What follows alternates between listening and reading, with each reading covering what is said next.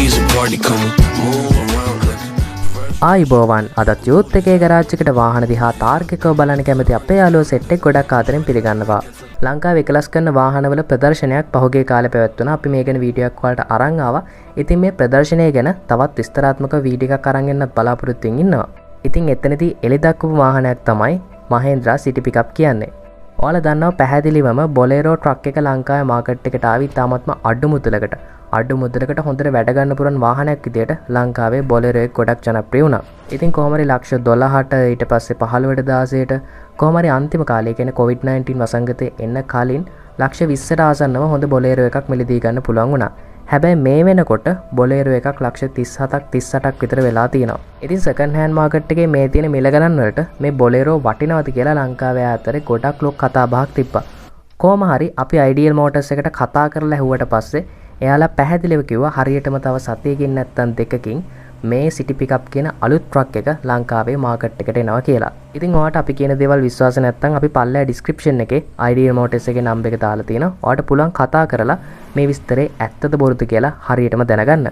ඉතින් අපේව මේ වාහනේ ප්‍රයිස් එක කීයක් විතර වේද කියලා එයාලා කිව්වේ ලක්ෂ 30 35 අතර මේ වාහනේ මිලදී ගන්න පුළුවන් කියලා. දැන් එතකොට කෙනෙක් කියන්න පුළුවන් දැන් ඉතින් සෙකන්ඩ් හෑන්ඩ් මාකට් එකේ තියෙනවත් තියෙන ඔය 30 35 අතරනේ. ඉතින් ප්‍රයිස් එක අඩු වෙලා නැහැනේ කියලා. නෑනේ ප්‍රයිස් එක සෑහෙන අඩු වෙලා වගේනේ. මොකද සෙකන්ඩ් හෑන්ඩ් මාකට් එකේ වාහන කියන්නේ තාක්ෂණය අතින් පස්සට ගිය වාහන. ඒ වගේ මේ වාහන කැඩලා තියෙන්න පුළුවන්, හැප්පිලා තියෙන්න පුළුවන්, ඕනර්ස්ලා බර ගාණක් ඉන්න පුළුවන්. මේ වගේ එක ප්‍රශ්න තියෙනවා. හැබැයි ඒ ප්‍රයිස් එකටම හරි ඔයාට අලුත්ම වාහනයක් අලුතෙන් මිලදී ගන්න පුළුවන් නම් ඒක ගොඩක් වටිනවා. මොකද කවුරුත් පාවිච්චි කරලා නැහැ, කොහෙවත් හැප්පිලා නැහැ. කම්පැනි එකෙන් එන අලුත් වාහනයක් හින්දා බය නැතුව අරන් අවුරුදු 5ක් විතර පාඩුවේ දුවන්න පුළුවන්. එතකොට මේ වගේ මිලකට ඒ කියන්නේ ලක්ෂ 30යි 35යි අතර නම් මේ අලුත් වාහනේ එන්නේ. ඒ කියන්නේ බොලේරෝ එක වෙනුවට රීප්ලේස් වෙන සිටි පිකප් එක ලක්ෂ 30යි 35 අතර වටිනවද කියලා ඔයාලට ප්‍රශ්නයක් එනවා ඇති. ඉතින් අපි ගත්තොත් මාකටිං වලදී මේවට කියන්නේ ප්‍රයිසිං ස්ට්‍රැටජිස් කියලා. මොකද සෙකන්ඩ් හෑන්ඩ් මාකට් එකේ දැන් වාහනේ තියෙනවා නම් ලක්ෂ 35 40 රේන්ජ් එකේ මේ වාහනේ ගොඩක් අඩු මුදලකට එයාලා මිල ගණන් නියම කරන්නේ නැහැ. එහෙම කරන එක යාලගේ බ්‍රෑන්ඩ් එකටත් එච්චර හරිනේ. ඒ වගේම පහුගිය කාලේ ලංකාවේ වාහන නිෂ්පාදනය කරා එක දේවල් වුණා. ආනයන සීමාවන් තිබ්බා. ඒත් එක්කම යාලා සේවකයෝ නඩත්තු කරන්න ඕනේ. යාලා කම්පැනි කරන් කරන්න ඕනේ. මේ හැමදේම කරන්න එයාලගේ ආයතනයට ලොකු කොස්ට් එකක් යනවා. මේ කොස්ට් එක කවර් කරගන්න තියෙන හොඳ chance එකක් තමයි. හරියට කියනවා නම් තැටිය රත් වෙලා තියෙන වෙලාවේ රොටිය පුච්ච ගන්න ඕන වගේ මෙයාලත් මේ වෙලාවේ ප්‍රයිසිං ස්ට්‍රැටජිස් පාවිච්චි කරලා මේ වාහනේ ටිකක් වැඩි මුදලකට මාකට් එකට දානවා. එහෙම දාලා ඉවරලා එයාලගේ ලාභය වැඩි කරගන්න තමයි අනිවාර්යයෙන්ම උත්සාහ කරන්නේ. ඉතින් කොහොම හරි අපිට ඉතින් හොඳ වාහනයක් හොඳ මුදලකට මිලදී ගන්න තව ටිකක් කල්ලයි. ඒ වුණාට මේ දේවල් එක්ක ටිකෙන් ටික ලංකාවේ වාහන මාකට් එකේ මිල ගණන් පල්ලෙහාට යනවා කියන එක නේ ඉතාමත්ව පැහැදිලි. මොකද ඔය අලුත් වාහනේ ලක්ෂ 30ට 35ට ලංකාවේ වාහන මාකට් එකට ආවට පස්සේ පරණ ඒවා ටික අනිවාර්යෙන් ඊට වඩා මිල අඩුවෙන් තමයි විකුණන්න සිද්ධ වෙන්නේ. ගොඩක් අය කියන දෙයක් තමයි ආර්ථික විද්‍යාවේ තියෙන තියරි ලංකාවේ වාහන මාකට් එකට හරියන්නේ නැහැ. හාල් වල මිල ගණන් වැඩි වෙන උද්දමනයක් තියෙන ඔය මොනා හරි කතන්දර කියලා ඔබේ ඇඟේ මේ වාහන ගන්න තමයි ගොඩක් අය උත්සාහ කරන්නේ. මේ දේවල් ගැන නැවත වතාවක් ඔබත් එක්ක කතා කරන්න ඕන. ඉතින් මේ මහින්ද්‍රා වාහනේ තියෙන අලුත් ඔප්ෂන්ස් මොනවාද, මේකේ තියෙන මොන හරි ස්පෙસિෆිකේෂන්ස් තියෙනවද කලින් එකට වඩා මේ දේවල් ගැන අහුවට පස්සේ අපිට IDL Motors එකෙන් කියපු දේ තමයි තාමත් මේ වාහනේ ගැන හරියටම විස්තරයක් කියන්න බෑ. මොකද මේ වාහනේ තාම ලොන්ච් කරලා නැහැ. ඉතින් ළඟදීම දවසක මේ වාහනේ විස්තර ඔයාලට ගේන්න පුළුවන්.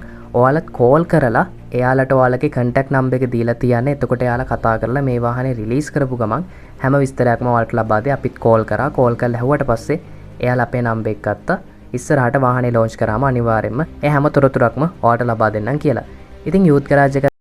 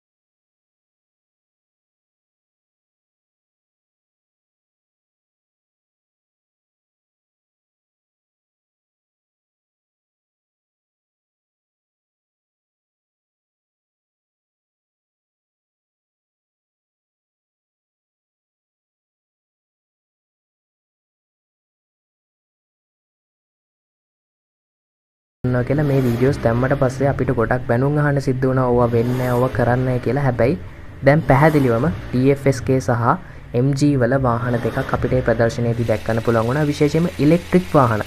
අපිට කොච්චර චෝදනාවක් අපි කිව්වා ලංකාවේ ඉස්සරහට වාහන එකලස් කරනවා. ඒ වගේම ලංකාවේ එකලස් කරත් ඉලෙක්ට්‍රික් වාහන වලට යන්න තියෙන සම්භාවිතාවය වැඩි කියලා.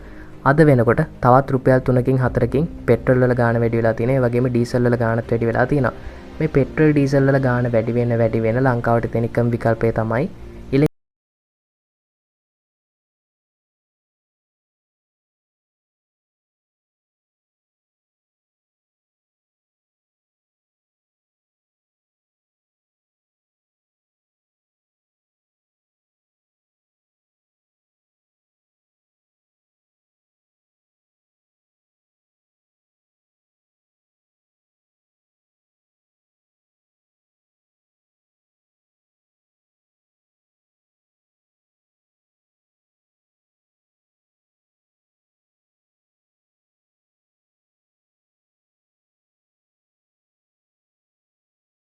ඇට්කින්සන්. මෙයා ගාව මැක්ලරන් එකක් තිබිලා තියෙනවා. ඉතින් මෙයා මේ කායක දෙපාරක්ම හප්ප ගන්නවා. පළවෙනි පාර නම් ඉතින් එච්චර ලොකු ඇක්සිඩන්ට් එකක් වෙන්නේ නැහැ. වාහනේ බොනට් එක විතරයි පොඩ්ඩක් ඩැමේජ් වෙන්නේ. හැබැයි දෙවෙනි පාර මේ වාහනේ පළු යන්නම වද්ද ගන්නවා. ඉතින් මේ වාහනේ හදන්න වන්දිය විදියට US ඩොලර් මිලියන 1.4ක් මෙයා ක්ලේම් කරලා තියෙනවා. ඉතින් ඒ වගේ පළු යන්න හැප්පිච්ච වාහනයක් ඔයා හිතන්නේ ආපහු සැරයක් දෙවෙනි වතාවට විකුණද්දි කීයකට විතර විකුණන්න පුළුවන් වේද? ඔයා දන්නවද මේ වාහනේ විකුණලා තියෙන්නේ US ඩොලර් මිලියන 12.2කට. ඉතින් ඒ වෙනකොට මේ කායක අවුරුදු 17ක් පරණයි. ඉතින් හිතාගන්නකෝ මේ වාහනේට තියෙන බ්‍රෑන්ඩ් පාව එක මොන වගේද කියලා.